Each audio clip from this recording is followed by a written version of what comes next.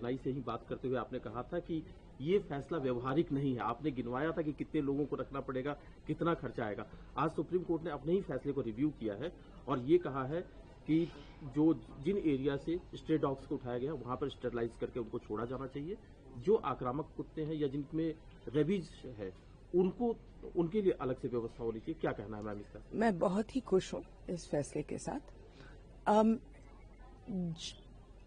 काटने का केवल एक ही वजह है और वो है कि जब कुत्ता उठा करके कहीं और फेंका जाता है, वो कुत्ता दर्द में है, घबराया हुआ है, उसको ये नहीं मालूम कि कहाँ है वो काटेगा।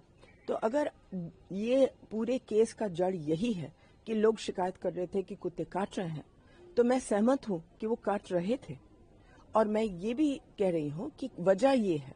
तो अगर फैसला ये हुआ कि उनको अपनी जगह में वापस डाला जाए एज पर द रूल्स, तो ये तो बहुत ही साइंटिफिक फैसला हुआ है और मैं बहुत खुश हूं इस पर। अच्छा, जहां तक रेबीज के कुत्ते हैं, जाहिर है कि वापस मत डालो। रेबीज एक इतने खतरनाक बीमारी है, तो उसको वापस अगर डालेंगे तो जाहिर है कि हम लोग सब खतरे में होंगे। तो रेबीज का कुत्ता को तो वापस डालने का सवाल नहीं है। जहां आक्रमण का मामला है, ये अभी तक ग्रे एरिया है, क्योंकि अदालत ने ये नहीं बोला है कि आक्रमिक कुत्ता होता क्या है। तो कुछ लोग कहते हैं कि जो कुत्ते भागते हैं गाड़ियों के पीछे, वो आक्रामक है। कुछ लोग कहते हैं कि कुत्ते जो दांत दिखाते हैं वो आक्रामक है। कुछ लोग कहते हैं जो कुत्ते भागते हैं बच्चों के पास, वो आक्रामक है। हालांकि काटेंगे नहीं, लेकिन भागने से ही बच्चों को डर लगता है। कोई कुछ कहते हैं कि हमारे स्कूटर पर बैठ करके वैक्सीन खाते हैं, तो वो भी आक्रमण माना जाता है। तो ये फैसला हम लोगों को पहले बताया जाए कि आक्रमिक कुत्ता होता क्या है। मैम, एक और चीज कही गई है कि जो पब्लिक फीडिंग एरिया है उसको बनाया जाए कि हर जगह पर लोग खाना ना दें, एक एरिया हो, डेडिकेटेड एरिया हो, वहीं पर खाना दें। बिल्कुल सही है। और अभी तो उनको बोर्ड्स भी लगाने पड़ेंगे कि ये खिलाने वाली जगह है। ये तो सबसे अच्छी बात है। लोग घबराएंगे कि एक ही जगह पर सबको कैसे खिलाएं, लेकिन एक जगह तो सुप्रीम कोर्ट ने नहीं बोला। अगर आपके कॉलोनी में 30 कुत्ते हैं मान लो, तो 30 कुत्ते 3 जगह में खिलाए जा सकते हैं अपने टेरिटरीज में, लेकिन इधर उधर ना खिलाया जाए। ये तो हम शुरू से ही बोल रहे हैं। मैम, क्या आपको लगता है कि सुप्रीम कोर्ट के इस फैसले से बाकी स्टेट्स में भी जो ये समस्या है उस पर एक रास्ता मिलेगा कि कैसे इस तरह की समस्या से निपटा जाए? क्योंकि अलग अलग स्टेट में अलग अलग तरह की इस तरह की समस्याएं हैं। बिल्कुल सही, बिल्कुल सही।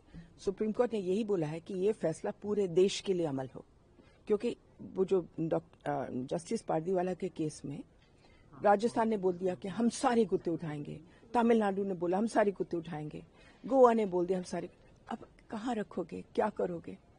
तो इसमें इस पिछले एक हफ्ते में हम लोगों को बहुत तकलीफ हुई है, इसलिए क्योंकि जस्टिस पारदीवाला का केस लगा करके इंदौर ने कुछ उठाना शुरू किया, राजस्थान में उठाना शुरू किया, अलग अलग शहरों ने, चंडीगढ़ ने उठाना शुरू किया। अब उनको समझ आया है कि जो वो कर रहे थे वो इलीगल है। मैम, एक आखिरी सवाल, जैसा आपने कहा कि आक्रामक कुत्ते उनको कैसे डिफाइन किया जाए, साथ ही जो ये फैसला है व्यवहारिक स्तर पर इसको किस तरह से इम्प्लीमेंट किया जा सकता है? सबसे पहले म्यूनिसिपल कॉर्पोरेशंस को अच्छी तरह से एबीसी सेंटर्स बनाने पड़ेंगे। ये है ऑर्डर। जब तक एबीसी सेंटर ठीक नहीं होगा तब तक ये कार्यक्रम चल नहीं सकता। दूसरा ये है कि उस जजमेंट से डर के मारे पहली दफा 25 साल में सरकार ने पार्लियामेंट में बोला है कि हम 2,500 करोड़ रुपए इस प्रोग्राम के लिए डाल रहे हैं। अंत में क्या बोलते, ऊंट पहाड़ के नीचे आया। आज तक एक पैसा नहीं डाला था, जैसे तैसे नगर पालिका ने बना दिया। अब फरीदाबाद जैसे बड़े शहर जिसका कार्यक्रम अच्छा चल रहा है, लेकिन उन्होंने क्या किया है कि एनजीओ अपनी जगह ले ले, अपनी जगह बनाए। अब किसके पास पैसा है कि पूरा हॉस्पिटल अपने आप बना ले?